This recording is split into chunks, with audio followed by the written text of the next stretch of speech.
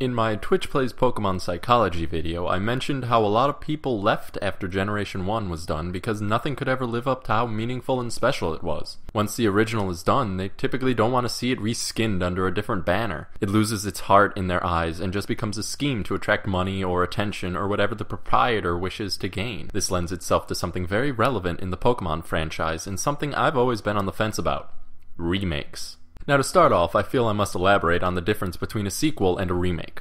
A sequel is a game that uses its predecessor as a springboard. It usually maintains some similarity to the prior title, but can contain new main characters, new items, a new plot, new villains. You get the picture. This is like Pokemon Red and Pokemon Crystal. Similar, but pretty different. A remake is an intentional replication of a previous title, but updated to fit into the newest facets of entertainment. They may also include new characters, items, etc., but usually only in sparse amounts and with the overall plot remaining relatively untouched. This is a Pokemon Red to Pokemon Fire Red situation. If you were to tell someone a favorite series of theirs was to get a sequel, they would more than likely feel a mix between reluctant excitement and fear. This is due to them being wary that the second game will not live up to how they felt about the first, thus ruining the series for them. If you were to tell someone that a game from their childhood was getting a remake made to fit current technological capabilities, they would more than likely rocket off into space with pure anticipation. This is because they already know they'll like it because they like the original. The only things getting changed are the graphics and the hardware capabilities. However, this is where the differences between a sequel and a remake tend to blur a little bit. God save me for saying this, but there are a lot of people who consider a certain first-person shooter as the crown prince of all first-person shooters. Every other game in that genre is just a doppelganger trying to scratch scraps from its glorious plate. On the other hand, there are a group of individuals who claim every game in the crown prince's line of games are just identical wank fests with 2 new guns and 30 DLCs. While I'd rather not touch that argument with a 100-foot pole, I felt it necessary to highlight the thin line games can run between sequels and remakes. Back on track, nostalgia plays a huge factor in gaining the support needed to even warrant a remake. If they loved it then, they'll love it now, and even if it doesn't run up to par, they'll still buy it and warrant it as a good time because it was like reliving an old classic again.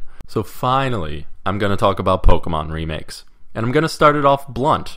Pokemon Red and Blue suck. They're utter trash, and I can't even bring myself to play them because they can be exploited to Kingdom Come, and that destroys every modicum of entertainment value they ever had. Pokemon Yellow was far better. This is coming from someone who has played every main game and a good chunk of the spin-off since Pokemon was conceived. Do I like the Pokemon? Yes. Do I like the idea and the objective? Absolutely. Do I like the gameplay and the story? First off, what story?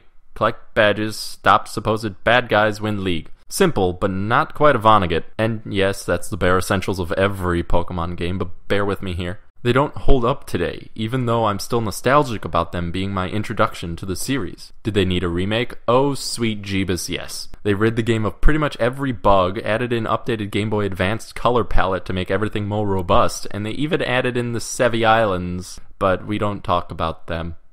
Anyway, Pokemon Fire Red was a welcomed update to the series' foundation, and it made the game feel new again.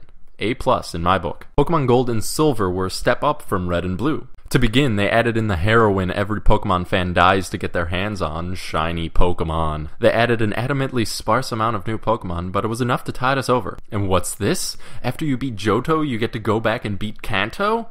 Yes, please, very much, thank you. It revived the story from Red and Blue through 3 years in the future and added a plot. Now it was visibly apparent that Team Rocket was bad. Most of the game-breaky bugs were gone, the graphics were slightly improved, the color palette was broader, and we got 2 new types of Pokemon, Dark and Steel. They were a fantastic set of games and are quite a large number of people's favorite generations. So did they need to be remade?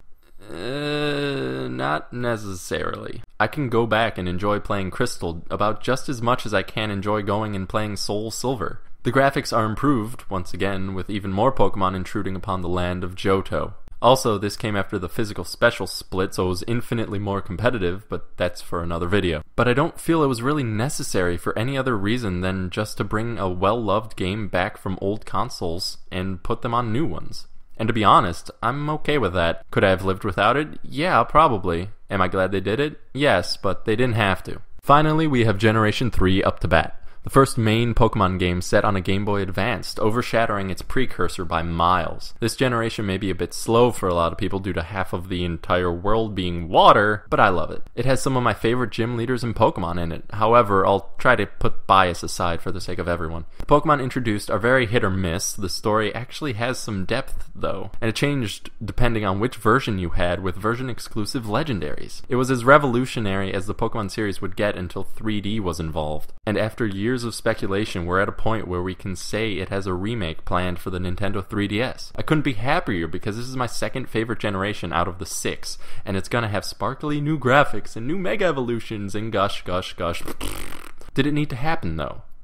No. Emerald still stands on its own today. Sure, physical and special moves were determined based solely on the type and not the actual move itself, but again, for a different video. I don't believe Alpha Ruby and Omega Sapphire need to exist even a little bit. They'll be identical save for the 3D aspect, Megas and Fairy type. That may seem like enough, but is it? It runs back to the FPS I spoke about earlier, just adding a fresh coat of paint and a few new guns. Is it something people really need, or is it just an attempt to scrape some money together? Of course, it's not nearly as bad because Pokemon doesn't have DLC yet, and the sale price is a good $20 cheaper, but that's not enough. I would have preferred hearing about Pokemon Z or a new generation, but I won't complain. After all, I'll be buying Omega Sapphire. That's all of them, right? No, not necessarily. We've talked about the past and how Pokemon remakes have gotten, at least in my eyes, progressively less game-changing. But what about the future of Pokemon remakes? Will they remake Diamond and Pearl, games that were released only one console generation prior to the 3DS? What about Pokemon Fire Red and Leaf Green, which are the only generation you can't currently play on a 3DS handheld? Will they remake Generation 1 so people will buy for the 3DS or whatever handheld comes after? Will Game Freak and Nintendo ever stop creating remakes of Pokemon games that can't be played on the newest console? Will it loop forever until we have remakes of Pokemon Red and Blue on the Nintendo 5 gamepad? Will Black, White, XY eventually get remade in 10 years? It's mind-boggling, and I've admittedly confused myself just trying to write this whole thing out. All I'm saying is they need to be careful about falling down the rabbit hole and getting sucked into an endless vortex of remakes until they get to the point when people stop caring.